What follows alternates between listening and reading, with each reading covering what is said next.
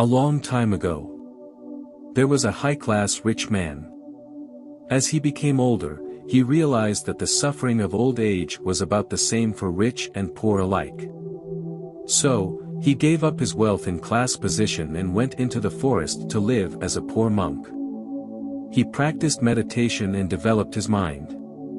He freed himself from unwholesome thoughts and became contented and happy. His peacefulness and friendliness gradually drew 500 followers to his side. At that time long ago, most monks usually looked serious, but there was one man cool. Even though he was quite dignified, always were at least a little smile on his face. No matter what happened, he never lost this glimmer of inner happiness, and on happy occasions he had the broadest smile and the warmest laughter of all. Sometimes monks, as well as others, would ask him why he was so happy that he always wore a smile. He chuckled and said, "If I told you, he wouldn't believe me. And if you thought I spoke a lie, it would be a dishonor to my master." The wise old master knew the source of the happiness that could not be wiped from his face, and so he made this happiest lump his number one assistant. 1 year after the rainy season, the old monk and 500 followers went to the city. The king allowed them to live in his pleasure garden for the springtime. This king was a good man who took his responsibilities as a ruler seriously. He tried to protect the people from danger and increase their prosperity and welfare. He always had to worry about neighboring kings, some of whom were unfriendly and threatening. He often had to make peace between his own rival ministers of state. Sometimes his wife fought for his attention and for the advancement of their sons. Occasionally, a dissatisfied subject even threatened the life of the king himself. And of course, he had to worry constantly about the finances of the kingdom. In fact, he had so much to worry about that he never had time to be happy. As summer approached, he learned that the monks were preparing to return to the forest. Considering the health and the welfare of the old leader, the king went to him and said, "Your Reverence, you are now very old and weak. What good does it do to go back to the forest?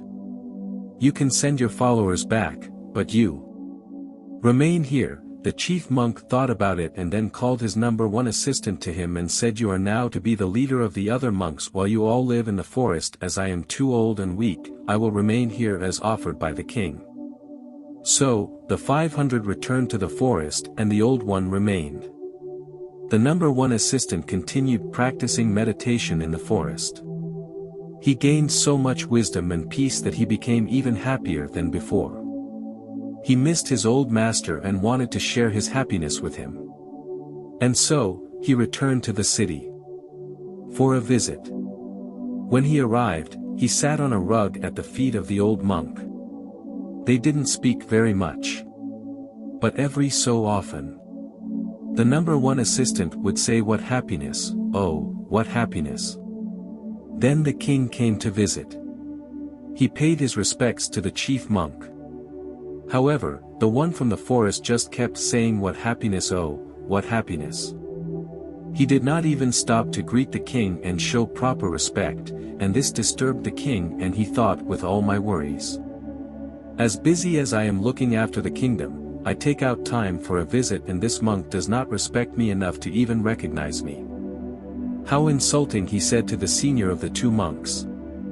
"Venerable sir, this monk must be stupid from overeating. That must be why he's so full of happiness. Does he lie around here so lazy all the time?" The head monk replied, "O king, have patience and I will tell you the source of his happiness.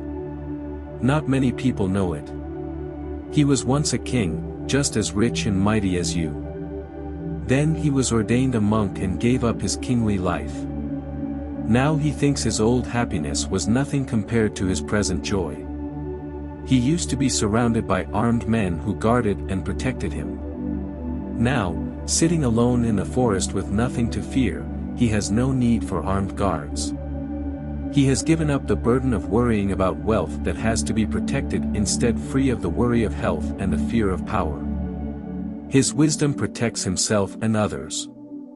Course he advances in meditation to such inner peace that he cannot keep from saying what happiness the king understood at once. Hearing the story of the happy monk made him feel at peace. He stayed for a while and received advice from both. Then he honored them and returned to the palace.